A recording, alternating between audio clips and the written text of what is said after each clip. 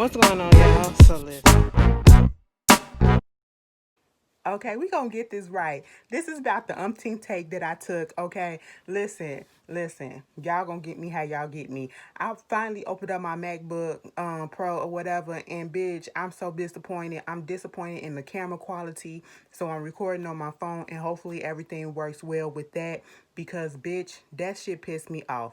But anyway, I said I can't give my viewers, I can't give my supporters, my day ones and all that, and my new people shitty quality. No, I can't do that to them. But anyway, we are back for another episode review of Power Book 2, Ghost Season 1, Episode 6, Good vs. Evil. Okay, so as we get into the episode, we got to go back a little bit towards the end of the episode that we looked at prior. When we left off with Brayden's brother stealing the drugs from Tariq out the little place that they put it at. And then we see that Sax and Davis have come together and they're hatching this plan for Tasha to get off and for them to, arrest and charge Tariq, you know what I'm saying? And so that's where we pick up with at the beginning of this episode. So at this episode comes on, we see Davis going into Sax's office. Now, see, this is already rubbing me wrong because no one likes Sax. Sax, we can all agree that Sax should have been gone. Sax should have been gone a long fucking time ago. You know what I'm saying?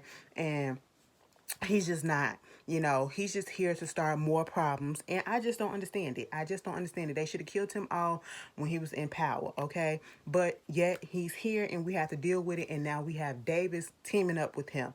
They trying to go over a potential jury pool, that's going to work in favor for both of them, that's going to give them the desired results in this case, that's going to get Tasha off. So with Sax, they get into the courtroom and the judge is like, let's have a clean, even shit. We don't want no problem or whatever. And surprisingly, even to the judge, surprised, everything is going well. They get this potential juror, they exempt. Okay, we like him, we like her. She can go, no problems, Your Honor. We can do this. The judge is like, wait a minute, this went a little bit too smooth, but I'm not gonna question it. So we got our jury. But the people that are questioning it are the people that's working with working with Sax and um, what's her name? What's his name? Davis. Okay, I forgot old girl's name. I'm probably gonna remember it by the end of this, before this episode is over with. Well, I should say this review is over with. But the black woman that Davis is cheating with, that works with him, she is like, what is your problem? Why did you get this millennial type of jury and approve of this? It's not going to work in favor of us, okay? We got these up-to-date people who is not going to see Tasha's side of things. They're not going to be here for the fact that Tasha stayed with her husband while he was supposedly doing all these crimes or whatever that we're trying to accuse him of. And Davis is like, she was like, at the least, it probably give us a mistrial. He said, what's wrong with a mistrial? A mistrial ain't a loss, okay? At this point, he's looking at it from the side of, I'm just trying to get her off, so we can get Tariq and move on from this, okay? He's a defense attorney, and basically what a defense attorney is, whether or not their client is guilty or innocent, you're supposed to try to get your client off and throw reasonable doubt out there, and that's exactly what he's going to do, okay? Meanwhile, over there in Sax's office, Ott from the Democratic Party, he comes over there, I hope I'm saying his name right, Stephen Ott, okay? He comes over there and he's basically like, why would you get this jury? Because it's going to work in favor for Tasha. They're going to try to get her off. And, we see two different opposing views. The girl with Davis thinks that this is going to not work in favor for them. But I feels as though it's going to work in favor for them, for Davis or whatever, because they think this jury, all they're gonna see is a beautiful woman on the stand, and so we need to get her off so we can try to holler at her or whatever. Sets had to calm him down and put him in a fray and say, it's cool, this is what we're gonna do, it is what it is, okay, let it go. So that's what was gonna happen with that, and they had to get their new witness. The witness that Davis want to bring in is too big, okay, Francis Johnson. And so he was like, well, Sax went to go talk to him, wanted him to get up on the stand, wanted him to say, I think basically how Ghost operation worked, okay? And you know how Too Big is. Too Big ain't no snitch. He ain't really for that. So that's the reason why he took Lil Spanky out and he took helped take Andre out because they were snitches and shit like that. He ain't for that. And so it took Davis to come up in there and talk to him like a street nigga, like, look nigga, it's me, okay? Don't let the soup fool you. But I can get gutter with it too. You gonna have to listen to me, nigga. Okay, that's what you gonna have to do. And then you gonna have to listen to Blanca. I said, oh my God, Blanca, we're just not gonna get rid of you, huh? And she was like, no, we're not. We're not gonna get rid of me. What you need to understand is I'm not with the cops anymore. I got suspended. That's what's going on. And my whole thing is I'm trying to get Sax. Okay, Sax really fucked us over. All right. And so basically, Two Bit was still on the fence, and then Davis got pissed off. He was like, "You want me to trust this woman? You want me to trust this bitch?" He was like, "No, trust me, nigga." I was like, "All right, that did something to me." I said, "Now I see what y'all see up in Method Man, cause bitch, I mean Method Man was a cute, he a decent looking dude, but bitch, when he said that, I said." That's how y'all know. That's how y'all know, bitch. If Ashley was straight bird central. Anyway, so that's what happened. And basically he was like, I'm gonna tell you what you need to say that's not gonna perjure yourself on the stand, but you're not necessarily snitching. Because his whole thing is he don't want to snitch. Okay. And he was like, I give you what you need to say so that you can have your ass back on the street selling your drugs and doing what you need to do in Queens. Okay. Calm down. It's all to the good. Meanwhile, we got Tariq. He's at school and he's actually in class early. And I don't know, one of the classmates started coming in, Lauren, little light skinned girl. Girl, I can't remember these names. Girl, Lauren, is it Lauren? Okay, we gonna call her Lauren. We gonna call her Lauren. She gonna come in. And hey, so you early? That's the surprise or whatever. So everybody else started coming in. Professor Milgram come in and they started talking about one of the books. And the thing that I do like about this show is when we see Tariq in class and they're discussing a particular book or something, he uses these books to apply, even though they're like books from probably ages ago, decades ago, centuries ago. He uses them to apply to his situation and to see what he can do to maneuver and to make his situation better. So he's like a critical thinker. That's how he does things. And so one of the they was basically talking about good versus evil, and that's why the title is Good versus Evil, talking about this book. And then one of the classmates, the little white girl, people are fundamentally good and all this stuff and whatever, woo. And you got the off-white black boy, who was agreeing with her. You got light-skinned Keisha and them going back and forth with them or whatever, and of course Lauren, she pissed off at the little white girl too, so she got her thing going. It was interesting. It was interesting to say the least. Meanwhile, we see Mary J. Blige, Monet. Okay, we see Monet. She on the phone and she just got off. I guess she was with the accountant or something. They going down to the bar. She said she about to take Drew and Diana down to the bar to go see the accountant. And they was like, why we gotta go? Shouldn't Al be doing that? I guess Al is another dude that works in the crew. And she was like, I'm the one that's saying what we need to do.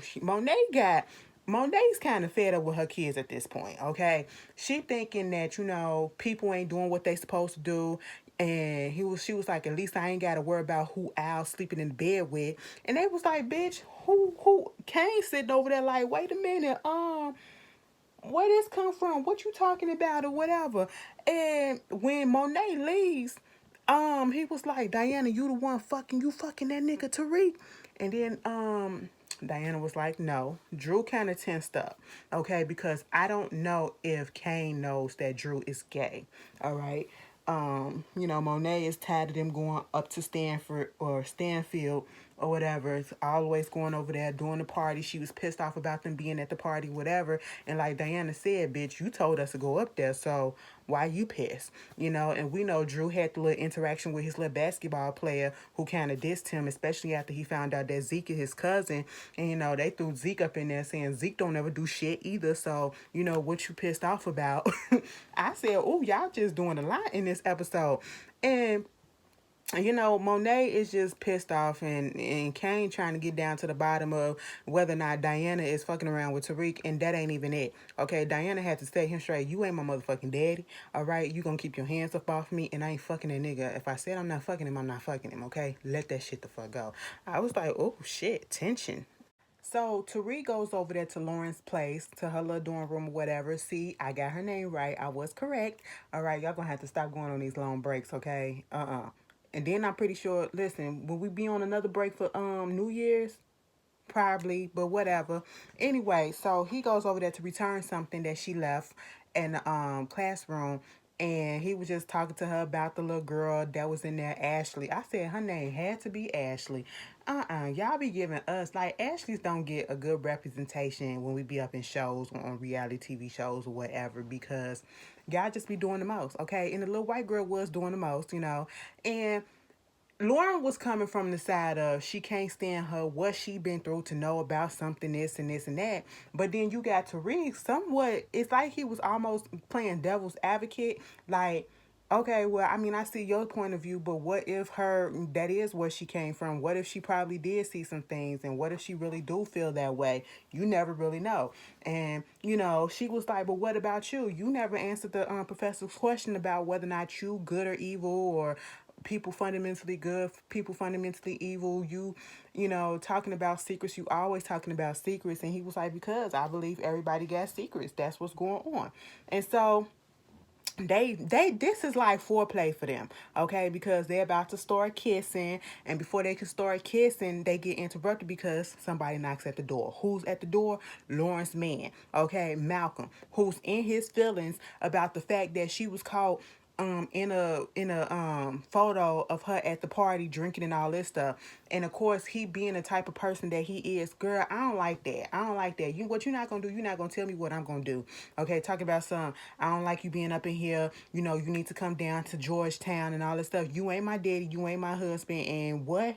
You ain't got no ownership over me, so how you gonna tell me what I need to do? No, it's not about to work that way, boo boo. Okay, and when he said all of that, Tariq goes in the background, and he was like, Jamal, y'all been spending a lot of time with each other. Is she teaching you math? He said, first of all, bruh, my name is Tariq, and no, I was returning something that she left in class. I see you got your hands full, so I'm gonna let you handle that. And tapped her on her shoulder and walked the fuck out. I said, oops. Okay, Lauren was in trouble with her man because she had forget that he was coming there. All right, girl, let him loose. Okay, let him loose. Meanwhile, we get Monet taking Drew and Diana to the place where the money at, where the drugs at, wanting Diana to count the money, wanting Drew to make some bricks out of the weed and stuff, whatever. And trying to teach them a lesson. Okay, this is what y'all need to do. Y'all spoil. You talking about our people, whatever. At least our kids do this. At least Al and them do this, and they can appreciate stuff because they not spoiling and shit. They know hard work and all that stuff. Y'all that's spoiled. Now give me your phones and everything. So that's what was going on. She left out with them doing what they was doing, and I think the phone rang or whatever, and then Drew got up to go get the phone or whatever. But then we see I and Sax. We get this scene where I and Sax, they're not finished talking about their situation with this jury pool, but also with Too Big. Sax is telling him, listen, Too Big gonna testify if he get immunity and he get all his charges wiped out, but he got federal and state charges against him. And so I at first was trying to give a little bit of resistance, but of course he gets on the phone and he hooked that shit up. Meanwhile, we got Riley coming up there, Sax Lanice or whatever, talking about how she's so in love with Brayden. I said, bitch, it's only been a couple of days. How you in love? And he was right. You don't even know what love is, okay?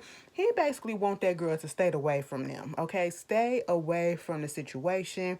And I just want her to go. I just want her to go because she's just messy, and he slipped up to say that Tariq is under investigation, criminal investigation or some shit like that. And he was like, oh, please be quiet. I said, girl, see, Nancy, this why they call you Nancy, because you just doing too much. Are you really just gonna put it out there like that to this little girl? I can't trust her. And then moving on from that, like she's so much a kid, which I wonder how old is she? She acting so kid like. Moving on from that, she's not mature at all. Speaking of kids, we get Brayden. He's up in the room and he's pissed off because he can't get in contact with his brother. He's waiting for his brother to get in contact with him, and then his brother coming to the door, and he's just basically confronting him about what's going on with these drugs. Okay, he was like, "I took drugs. My friends wanted to a party, and so I hooked them up." And he was like, "That shit wasn't yours. That's mine." He was like, "Bitch, what's mine is mine. What's yours is mine too." I said, we don't do no shit like that." Okay, he was giving him a hard time, doing what big brothers do. These rich, powerful, privileged ass, spoiled brats as older brothers do to their younger one, and was just doing the fucking most, getting him and fighting him and knocking him down. And while they in the midst of tussling because he wouldn't give him the stuff back, because Brayden said, "Bitch, you gonna have to pay me for that then, okay? Because you done got shit fucked up. That one shit to just be sitting around and to just be given to anybody without payment, bitch, okay? You got the game messed up right now. You finna get me in trouble." And while they up there doing all that tussling shit, who comes in the door? Kane comes in the door. I said, "Oh shit." And then here go the big brother Trace talking about some, "I don't know what you got going on. We don't come up in here with that ghetto shit." I said, "What a minute. Hold up." I said, "Kane, shoot him." Kane did the right thing. He didn't shoot him because, it would have caused attention or whatever, but I would have put, ooh, ooh, ooh, my fingers would have been so shaking on that trigger, like, "Oh my God, I want to kill him." Okay, because what you're not gonna do is talk about me being ghetto or whatever when you done took my product and you done sold it, and he had to put the gun to his throat or whatever. And Brayden had to let him know, okay, I'm your partner, we partners. I work with Tariq, I'm his roommate. And he talking in code so that Trace won't know what they talking about, what the business is or whatever. But I'm pretty sure Trace probably figured it out if he not as dumb as he looks. But at this point, Kane is pissed off that you know his name is in Brayden's mouth and he didn't know nothing about Brayden. He thought he was just working with Tariq, okay? That's what it was. He coming there to confront Tariq about Diana, because he don't want Diana messing around with him because that's business and shit like that. But, it done flipped around to something else. He done told them, "It's time. You know what? Leave your phones here and we gonna go for a fucking ride at this point, okay?" And so what Brayden did, he threw the phone on a chessboard. Now remember what Tariq said when he was talking to Brayden, about who's the pawn, who's the bishop, who's the queen, and if something goes down, knock all the pieces down so I can know if I'm not there. So when I come in, I can understand what's going on. And that's what Brayden did when he threw the. So Diane and Drew is out there, supposed to be making bricks, stacking up the money, stacking up the drugs, and getting that together. But Drew keep on getting these text messages from Everett. Okay, I thought Everett was done with him. And Diana is trying to tell him, we got to keep on doing what we got to keep on doing. You can't get up, you can't leave. Let that go right down. All right. But eventually he don't listen and he answers back and he leaves and he goes to Everett and they wind up, Everett just he's closeted for the most part, okay, because he's trying to have a pro career in basketball. He, felt some type of way that Drew didn't tell him that Zeke was his cousin, and he felt like Zeke probably was going to look at him differently, and Drew tried to tell him, no, he won't. And this episode probably made the homophobes mad because, they be all up on Twitter, especially now that we know that Drew gay or whatever. They was all up on Twitter when that came out, just pissed off. All right, well, I ain't gotta be gay this, because gays are here and gay exist, okay? Especially up in college where you experiment like a motherfucker. But, that's to each his own. But anyway, so that's what was going on. They wind up having sex, and Tariq had went to the room to see what was going on. No, he just came back. Now he wasn't trying to see what was going on. He just came back to his room because it was his room. And who was up in the room? Riley is up in the room. That girl irritates the hell out of me. I already told y'all. Okay, she's snooping through Tariq's stuff. And he like, if you looking for Brayden, because this is what she's saying. She can't lie on the fly. and her lies just don't make sense. She's talking about some, I'm looking for Brayden. Okay, well, you looking for Brayden. He's not here. What do you need? Why are you on my side? Why are you in my stuff? Because I was looking for something to write something down to let him know that I was here. Okay, well, bitch, call him and tell him that you was here. What are you doing? You don't make sense. Mind you, she was looking in one of his books or whatever, so he took the book, put it in a drawer that had a gun in it, and covered that up or whatever. And so when she went on ahead and called Brayden, um his phone was ringing inside the room, and he sees the chess pieces, and he understood that something was going on. So he wound up texting Drew, asking him where he was at. Drew was over there with Everett, and he gets a knock on the door, and it's his tutor that's dropping off some study aids, that's also dropping off some drugs. Remember Tariq's system, okay? And Drew looking at the thing and like, oh, this is our stuff. So he's calculating like, this is how this boy is moving his stuff, okay? Meanwhile, with the drugs. Speaking of drugs, we got Kane, okay? Kane got Trace. Is his name Trav? Trace? Girl, Brayden and his big brother up in the car, okay?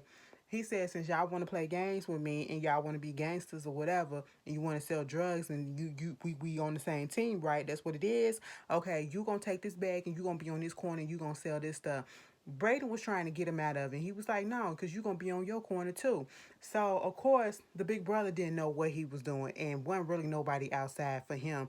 He tried to make a call on the payphone. The payphone is broken. And then we see Brayden. He see a group of dudes, black dudes, that's sitting outside, chatting it up or whatever. And he goes over there using his gift for gab and got them to smoke weed with him, and even made a little connect to sell the drugs. I was like, see, that's why he with Tariq. Now I understand. I was like, all right, Brayden, I see you. He sucked that shit up. He did what he had to do. His brother, on the other hand, child, please, okay? And I'm just looking like, somebody go help that boy. Maybe he needs to learn the lesson though. Keep him out there for a little while longer.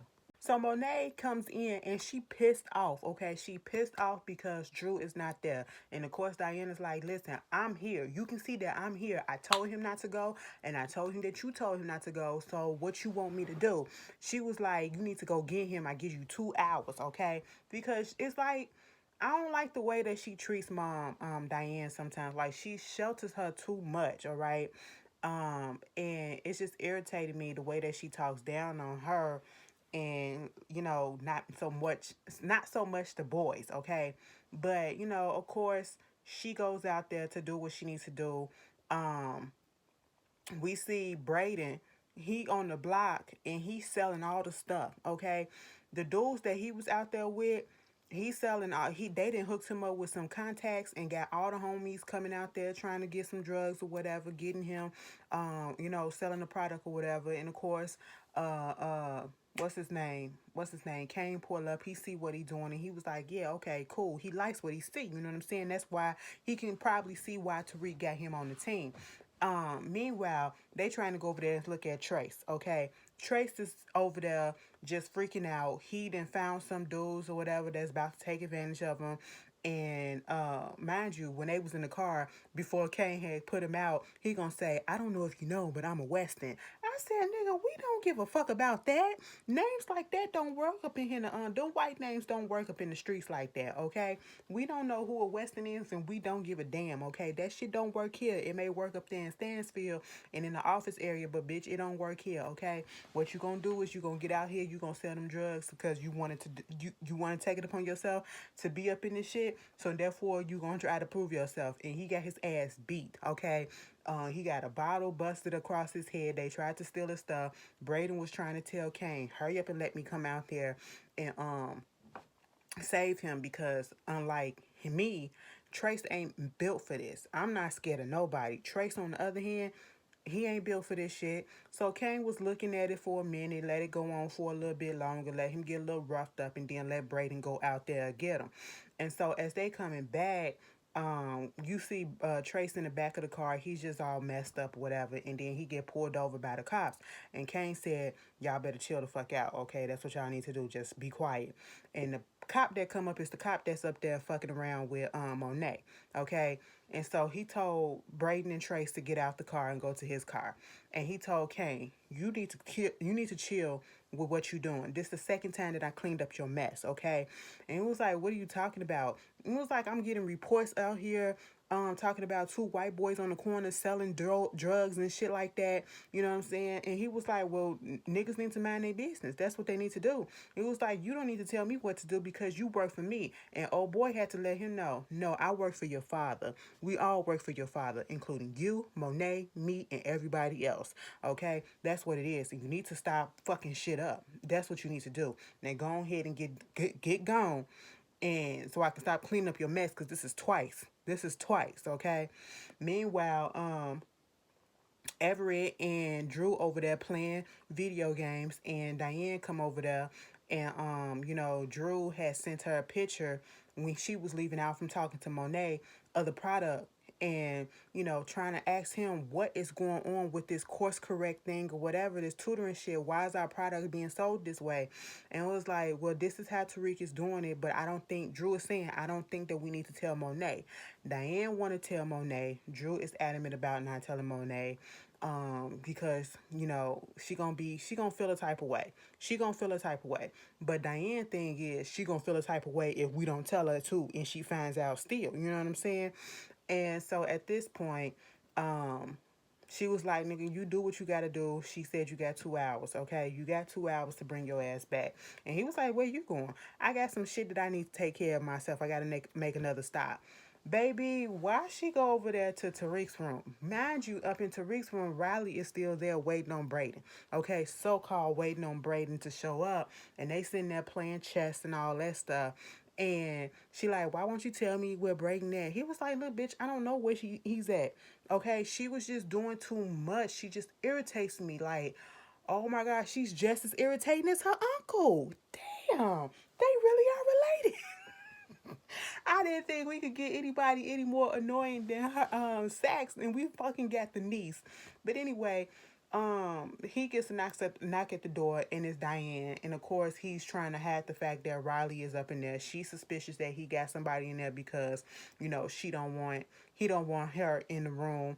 And she confronted him about, is it Lauren, that bougie bitch from the party? And I was like, girl, that ain't your man. That's not your man.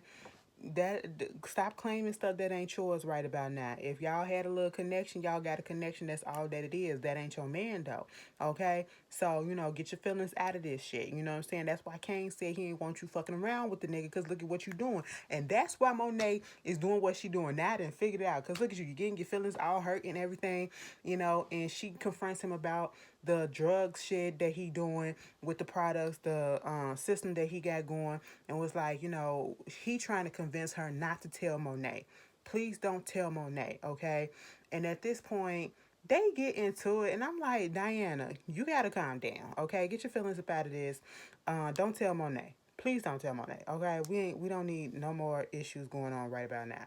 But that's what was going on with them little kids. I said, these little kids. She was like, I thought you was a better man than I thought you were. I said, he's only 17. He just turned 18, bitch. He ain't no man. He ain't no man, and you ain't no woman. Girl, if these kids don't get out of my face playing games like this. And then while Tariq was out there talking to Diane, he gets a text. I don't know who the text was from. I couldn't really see. But Riley takes it upon herself to get his phone and to screenshot his stuff. I said, you know what, bitch? You gotta go. You gotta go, because you just, oh my God. So Diane gets home, and of course Monet is pissed. Okay, she gotta explain to her the reason why she's so hard on her and Drew, because they smart or whatever. They was always smart, and so she looking out for them and whatever. Okay, cool. But her whole thing is, she's like, Diana's like, why you pissed off at me right now? I mean, Drew home, right? She said 2 hours, but bitch, where was you at? She said, I was trying to figure out this whole thing with Tariq, the way that he packaging and selling off our product, and he's doing his tutoring app thing, whatever. And she was like, So basically, what's going on is they have this tutoring course, but it's not really tutors that's going on. It's drugs that's being sold, and they selling it for three times the amount. Okay, these rich kids are buying it up without even blinking an eye. And then Monet is like, so that means if somebody go down, nobody will snitch because they'll all go down.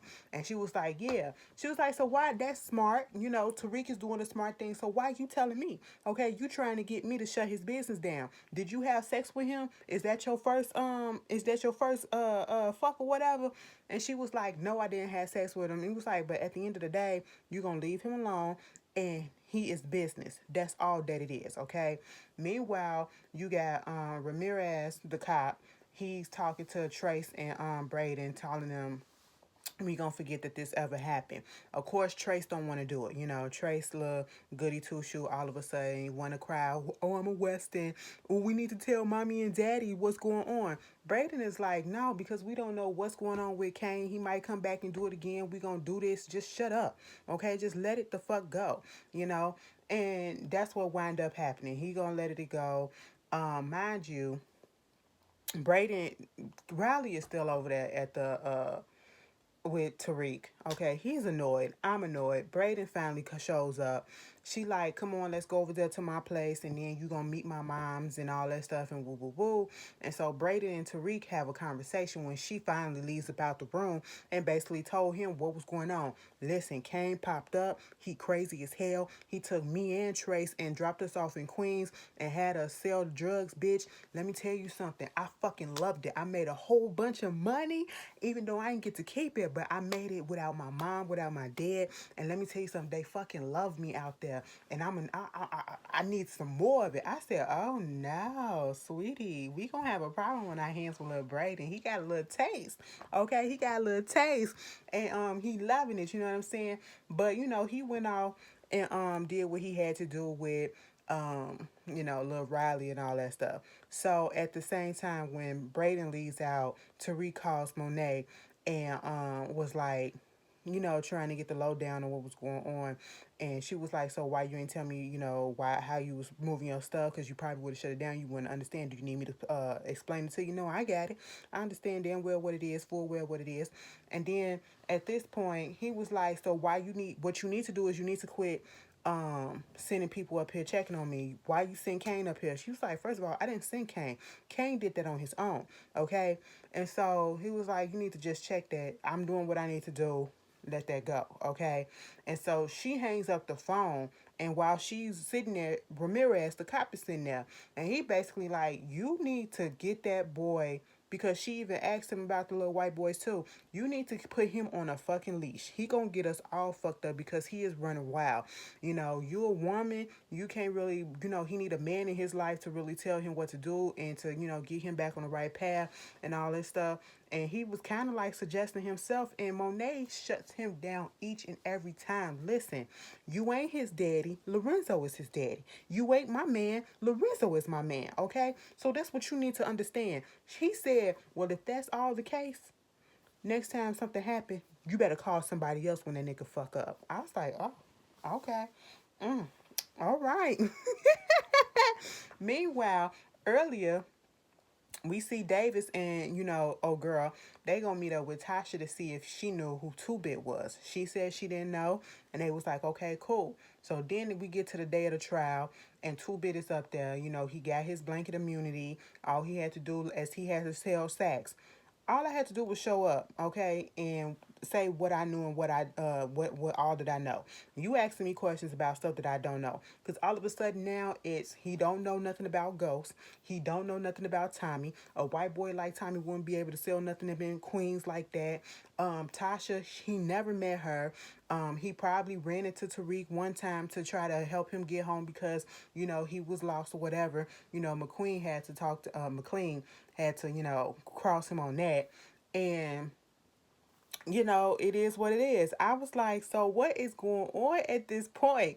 Tupi got up there and laughed his ass off, and Sax was confused by the whole thing. He ratted Blanca out because Sax really thought that if Too Big get immunity, he would get up there and tell the truth. But he told him, I got a lawyer now because McLean is representing him free of charge. okay? And he's telling him play by play what to say. And that's exactly what he did. So he just demolished Sax's whole thing. So Kane comes in the house and Monet sitting there like, you supposed to be my rock. What you out here doing? Okay. And of course he gets into his big boy stance where he trying to come at her and tell her basically, you fucking shit up. We don't need this Tariq boy. And then she was like, no, you talking about me. You up here parading two white boys into the neighborhood where people know you at or whatever. You being stupid. Okay. Leave Tariq shit alone. We got it. Okay. He was like, well, we don't need him. You up here shutting down the promoters and stuff like that. We don't need that to happen. If you just let me run the shit the way that I need to run it. And she was like, bitch, you don't run nothing. Okay. And she was like, as long as you up in my house, you ain't gonna tell me how I need to do anything, okay? I'm the one that's in charge. He said, bitch, this ain't your house. This daddy house. He said, Monet had to let him know. Daddy got a 25-year bid coming up, okay? That's what's going on right about now. And he only 10 years in, okay? Well, he could still get parole. He ain't finna get parole, okay? She said, I run this shit. That's what it is, okay? And he's going back and forth with Monet. We see Drew and Diane come down the steps and they seeing what's going on. And it's getting so heated that at this point, Kane got sweat popping up on his forehead. I said, oh no, something is about to happen. Next thing you know, Diana was like, don't talk to her like that or whatever, because he's about to buck up on Monet. And so because Diana touched him on his back and he was like, don't touch me, and his elbow fucked around and hit Monet in the mouth and knocked her down. And so he was like, wait, reaching out his hand trying to help her up. She knocked it away, and so he left. He go tricking off, going down there like a little bitch to his daddy, trying to trick off on his mama about how she running shit and how he need to be the one running stuff. And he was like, it was a wasted trip. It was a wasted trip, and he could have saved him an ass whooping because 9 out of 10 probably wouldn't, because daddy probably would have got the niggas on the street to whoop his ass too, okay? Because at this point, daddy had to tell him with that broken ass Spanish that he was trying to speak. I said, boy, y'all better stop playing. Y'all sound like Ghost in the first season. Shit, when Ghost was trying to flex that he knew a little Spanish, you know what I'm saying? I said that high school one Spanish that y'all up here talking. But anyway, basically was just telling him Monet is the boss. She represents me. I put her in charge. You need to learn from her so when it's time for you to run shit, you know how to do it, okay? That's what you need to do. I understand that you're trying to step up to the plate and be a man, but you my soldier. You gotta crawl before you fucking walk. That's basically what he told him, okay? Daddy made it seem like everything was all good, gave him a hug, gave him a kiss and everything. And when it was time for him to go out, next thing you know, he nodded over there to the guard. They took Kane out like he was gonna go out like a regular person. Bitch turned the cameras off, locked the door, and beat his ass. Okay?